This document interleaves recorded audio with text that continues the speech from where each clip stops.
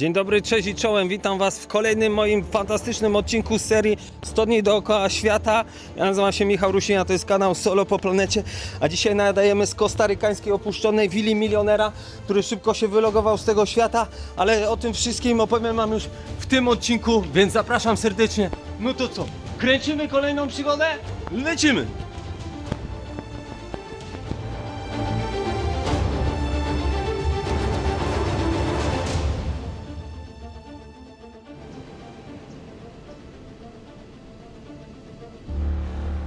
Wow, wyszedłem tu na plażę, ale jest energia taka jak energia z tych fal, które się tutaj kumulują za moimi plecami.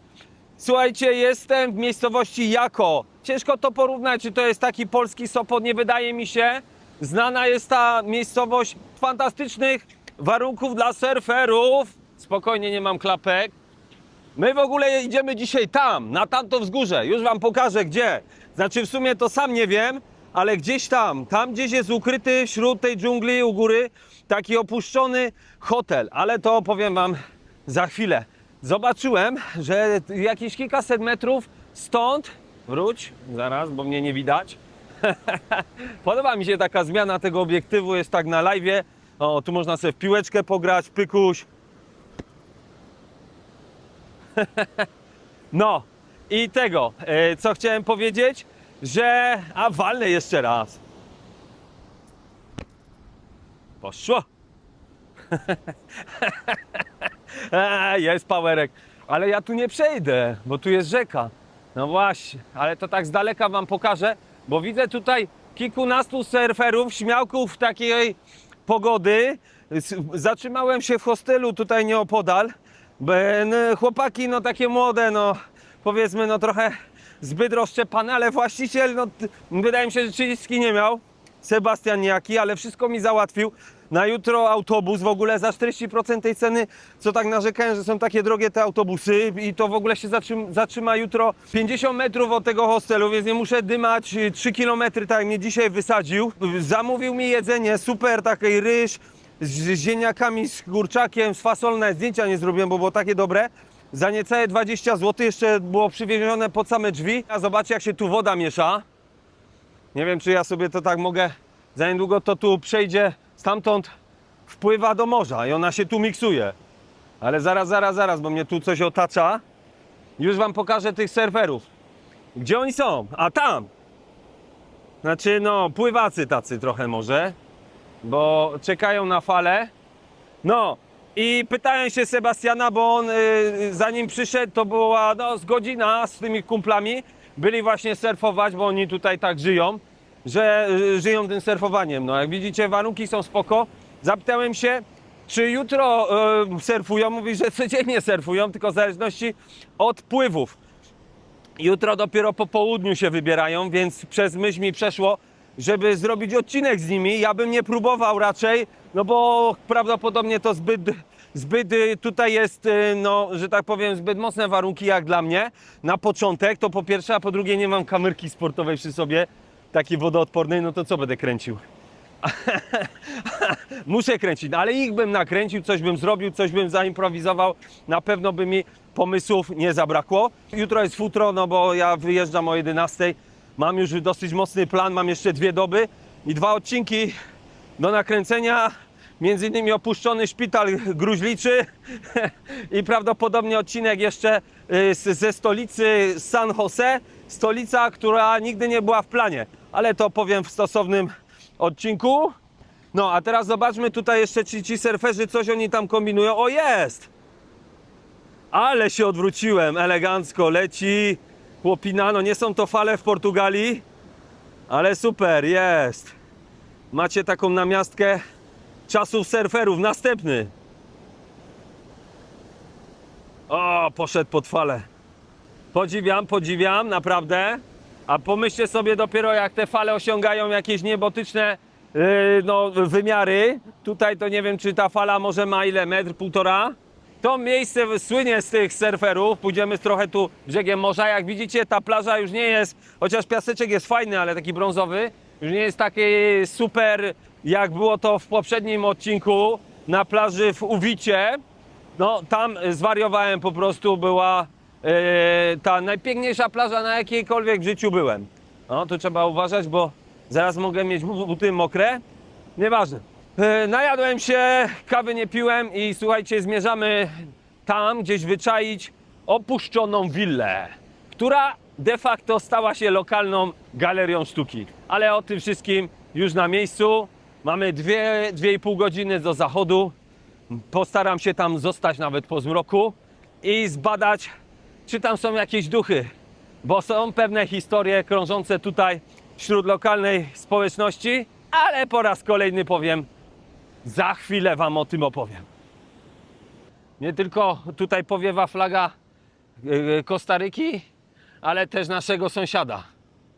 Deutschland, Deutschland, über alles. Więcej nie znam i nie chcę znać.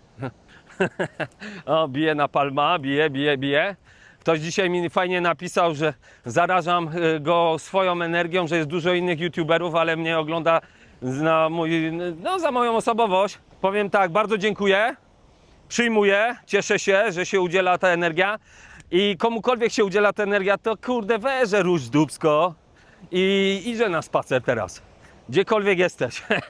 Bo te przygody, słuchajcie, te przygody to nie, te 90, no może nie 90, ale 70% tego to ja w ogóle nie planuję, to się po prostu przydarza. Tylko trzeba wyjść, być otwartym, uśmiechnąć się, to zaraz popłynie. Nie statek piratów, tylko kajuta ratownicza. Tu konie, to te konie z Morskiego Oka? Nie. Chyba nie, to są jakieś tutejsze. Jeszcze mi te ziemniaki się odbijają. Przycisnęło mnie. Ale dosyć dobrze się nakręciłem, ale wiecie czym to jest spowodowane? No wieloma czynnikami, tym, że jesteś właśnie przed ekranem na pewno i gadam jak do najlepszego kumpeli, tylko po prostu tym polepszeniem no, tych warunków. Bo szedłem dzisiaj, słuchajcie, w takim upale, że musiałem parasol używać, zresztą chyba pokazałem wcześniej. No parasol raczej mi się zawsze kojarzył, że jest od deszczu, mam go tu ze sobą, a tu w Kostaryce pierwszy raz użyłem w ten sam dzień od słońca i od deszczu. No ale po horyzont nie ma tu nikogo. No nie ma. Tam coś jest, ktoś, coś jest. No i co jeszcze tu zauważyłem, jak wjechałem, bo tu jest taka nadmorska mieścina, różne te, słuchajcie, wszystkie sieciówki są słynnych tych amerykańskich fast foodów, więc ceny są trochę niższe, ale nie jadłem, tak jak wspominałem, zjadłem super obiad lokalny z jakiejś lokalnej knajpki, to się w ogóle tu nazywa Soda. Soda, czyli taki lokalny bar mleczny. Tak mi po prostu jedna Polka powiedziała, pozdrawiam serdecznie, która prowadzi, mieszka tu już parę lat, chciała mnie zaprosić tam do domków, które prowadzi, ale jest to bardzo daleko, znaczy daleko, nie jest daleko, ale ja mam no jeszcze 3 doby, no i 3 filmy do nakręcenia, więc podziękowałem. Także fajnie to działa, bo gdzieś tam przez Instagram ludzie do mnie piszą, może się coś urodzi. No na chwilę obecną raczej no chyba w Kostaryce tak szybko nie będę.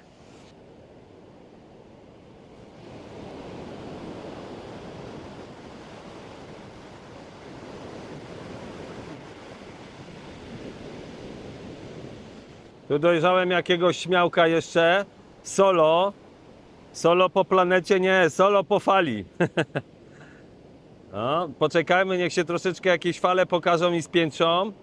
Może nam tu coś zademonstruje swoje umiejętności. O, nie tym razem.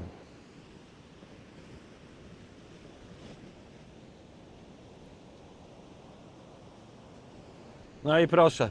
I dochodzę jednak tutaj do przeszkody.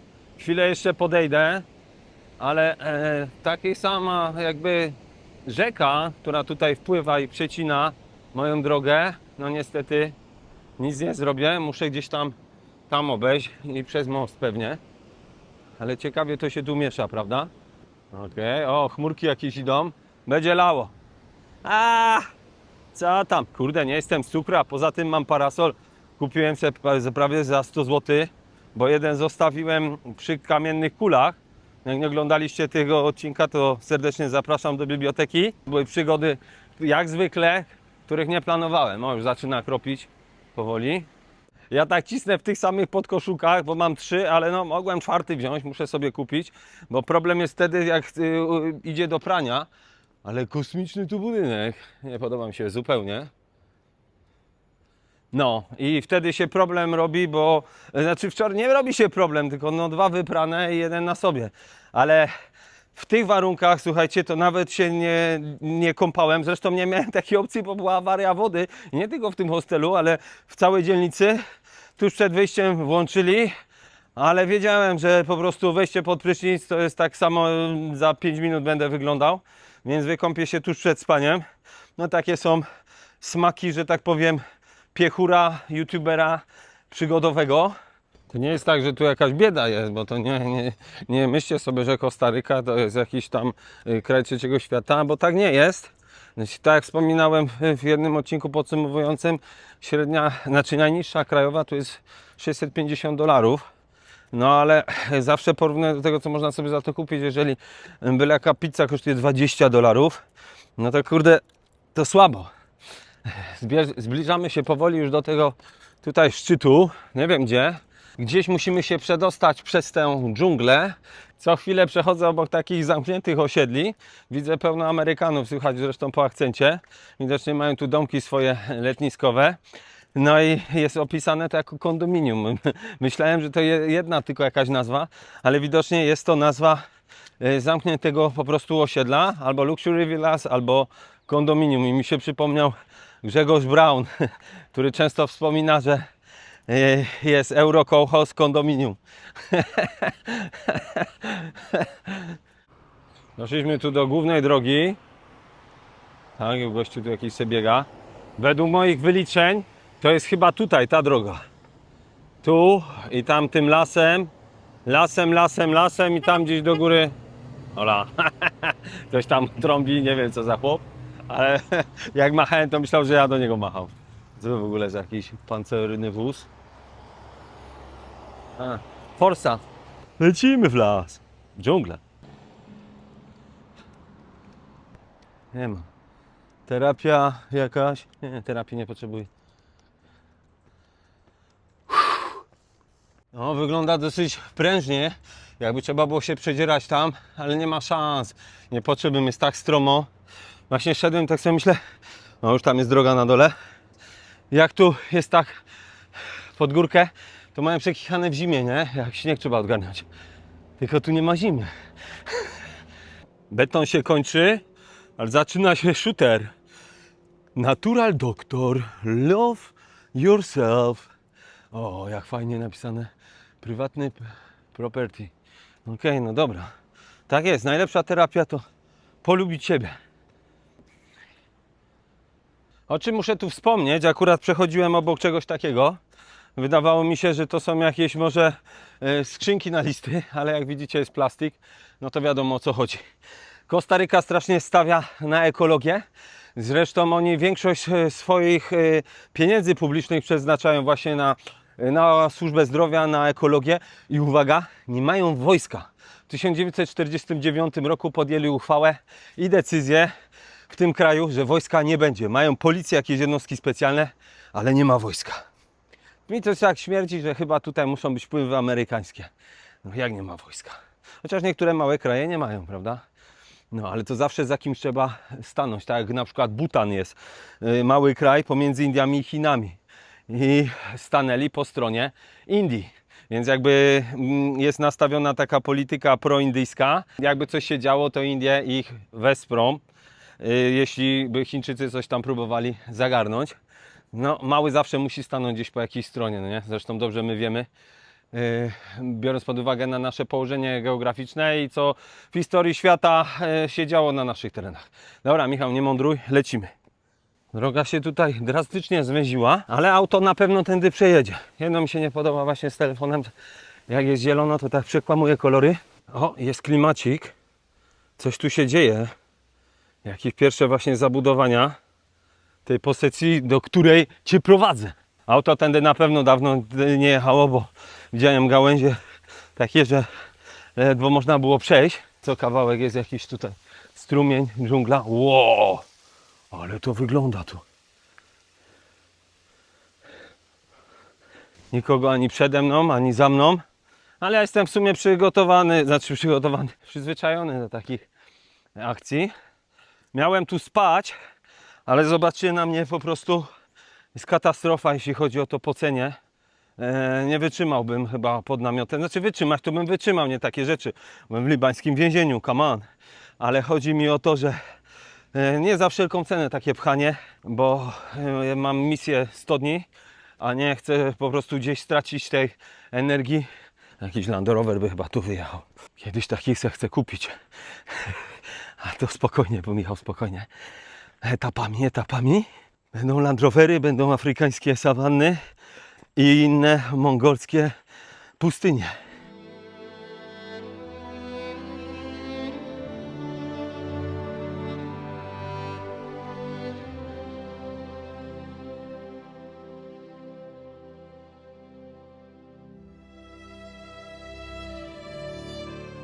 Z oddali słyszałem jakieś odgłosy.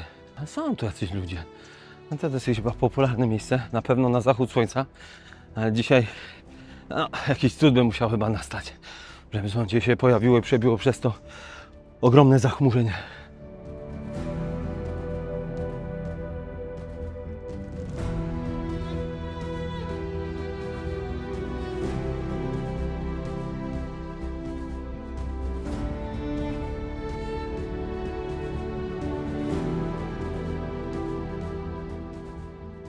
Coś tam mówię, że się nie przebije słońce, ale nie wiadomo. Jest zawsze nadzieja. Chociaż nie lubię słowa nadzieja, bo to jest takie brak sprawczości. Wolę wiarę, bo jest to coś uznane za coś, co się dokona, albo ma się po prostu przekonanie, że ta sprawczość następuje. A nadzieja to jest takie siedzenie, moim zdaniem, i czekanie, aż się wygra w totolotka, nie idąc do kolektury. No, to się nagadałem. Po co Cię tu przyprowadziłem? Ano po to, że to miejsce jest moim zdaniem super unikalne. Możesz zobaczyć te zabudowania, które tutaj miały być jakby takim preludium do następnego budynku, które miało być wielką posiadłością z tym fantastycznym widokiem, który stąd widać, który się rozpościera na tą plażę, na tą całą tutaj zatokę, i w oddali widać też kolejne lądy. Osoba, która to zapoczątkowała tą budowę, nie jest dokładnie znane jego nazwisko. Wiemy, że to był mężczyzna i kilkadziesiąt lat temu, chyba w latach 70., miał jakąś wizję, żeby stworzyć tu, tylko nikt do końca nie wie, czy to miał być jego dom, czy to miał być hotel, czy to miało być jakieś miejsce użyteczności publicznej. Nikt tego nie wie. Gość podobno umarł. Tego są różne też historie. No i te ruiny po prostu tutaj zostały. Ale co jest ważne? Tutejsze miejsce skupiło jakby lokalnych artystów wszelkiej maści, najczęściej graficiarzy. No nie mi oceniać, wy ocencie, czy wam się podoba ta sztuka, którą tu zobaczycie na tych murach. Ale co fajne, nie zdewastowali tego miejsca i nie dewastują, tylko przychodzą tutaj na spotkania, na randki. Też przed chwilą widziałem parę, jakieś są też spotkania cykliczne, coroczne tutaj miłośników tego miejsca.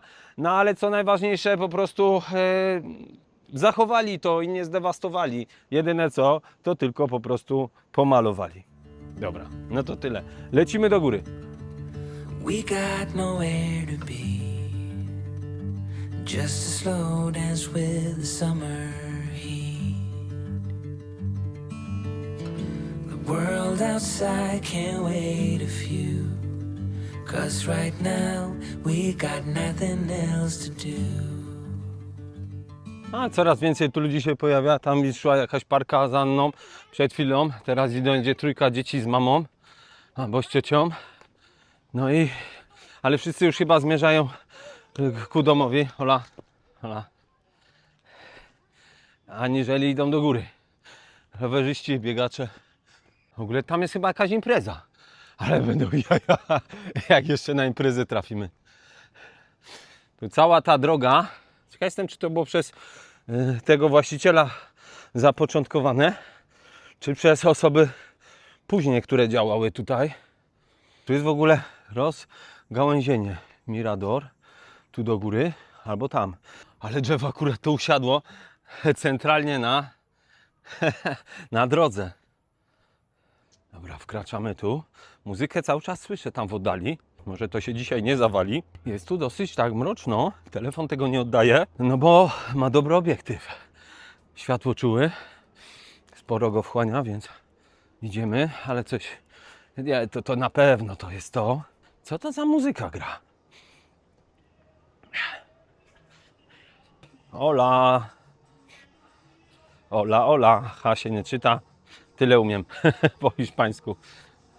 Zobaczcie, niektórzy stoją nawet na murku.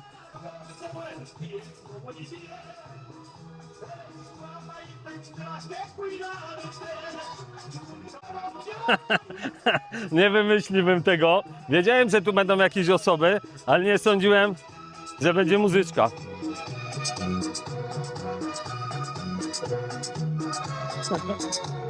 Idziemy tam do nich. Nie wiem, co tu się wyprawia, czy jakieś urodziny. Zaraz ich się zapytam. Ale to fantastycznie wygląda. Kurde, tu mógłbym zostać na nockę, śmiało. Hi. Hola. Is this a birthday party? Sí. Is it? Zapytałem ich, czy mają to jakąś imprezkę rodzinną, urodziny, czy jakieś imieniny, czy tutejsze zwyczaje. A ja mówię, że nie lubią muzykę i po prostu, ale wysoko wyszedłem. I po prostu przyszli sobie tutaj tak poświętować, robią zdjęcia, cieszą się życiem. Patrzcie, jak wysoko.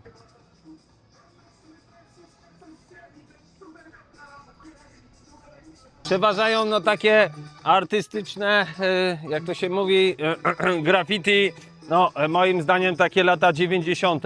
Jakieś litery, lekkie postaci. Przejdźmy się tu dookoła. No, tu miał być najwidoczniej chyba jakiś taras, ale zrobił się z tego tylko ambaras. Kurczę, że ja nie wziąłem tego namiotu. Już tu schodzimy. Kwiaty tu piękne rosną. Mam nadzieję, że prawa autorskie tej muzyki mi nie wywalą po prostu na YouTubie. A tu co miało być? Nic.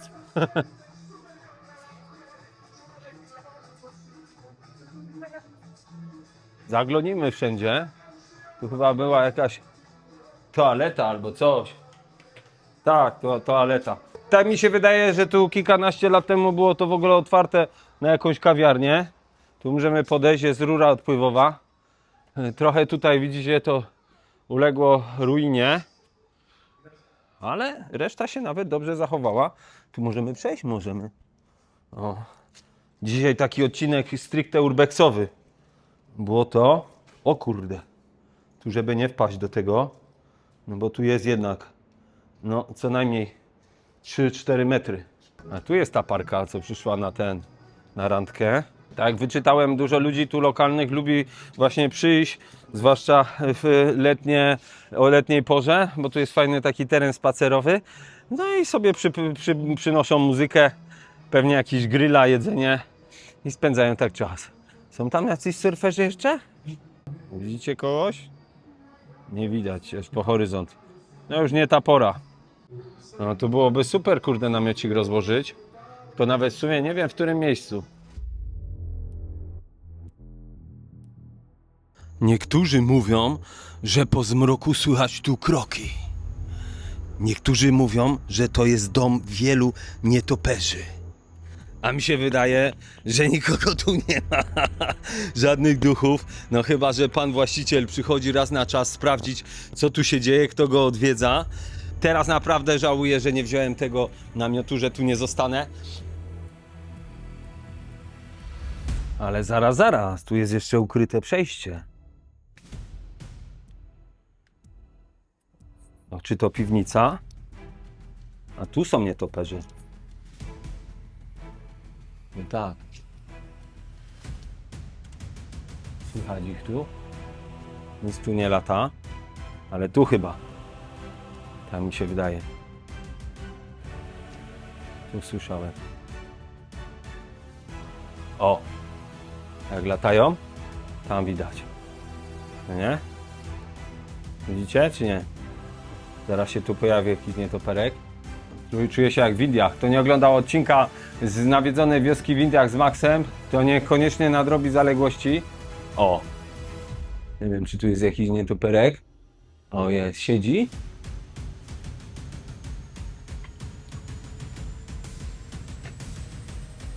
Nie, nic nie widzę. To tylko tam. No graficiarze tacy, że tak powiem, no znajomi nam, prawda? Nie wiem, jak wam się podobają te prace. O, fajnie, że tu przyszliśmy. Śmierdzi tu trochę piwem. Stąd. Zaraz już wam tu pokażę trochę szerzej.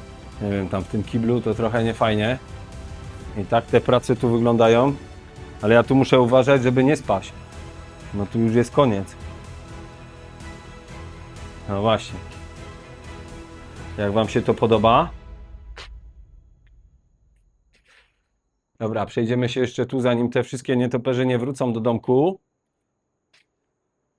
No specyficzne, numer 13. 13? Dobrze to widzę? 13, tak. Na przykład w Etiopii dalej się używa 13 miesięcy. 12 po 30 dni i 1 5 dni. I dalej to funkcjonuje. Kto nie widział odcinka z Etiopii, no to nadrobić zaległości. Po tych płytkach, ale tu się... Tu drzewo wyrosło, patrzcie. Ktoś jak to zaprojektował, to nie wyciął drzewa, tylko je wkomponował tu w sufit. Znaczy w sufit, no wyciął dziurę w suficie. Jakieś jaszczury tu latają. Jest jaszczur? Jest, no. A, takie jaszczurki te. Klimatyczne, no ale oczywiście też pocięli drzewo. Artyści. To znam skądś, ale nie pamiętam, jak to się nazywa. Nie wychodzimy. Już się ciemno zrobiło dosyć poważnie. Gdzie tu są te schody? Tu są. Dobra, oni tutaj w ogóle nie zaglądali.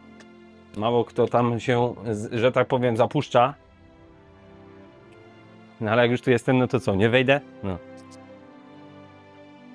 Uff. Jestem po prostu wykończony, ale dalej naładowany energią i chciałbym Cię zaprosić, żebyś po prostu zrobiła coś dla siebie.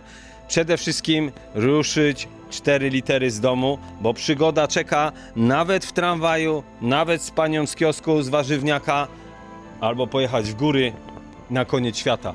Wybór należy do Ciebie. Mam nadzieję, że to wideo Cię w jakiś sposób zainspirowało.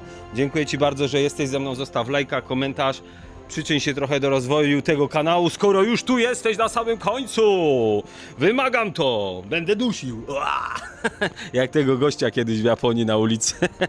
Dobra, Michał, kończ. Cześć.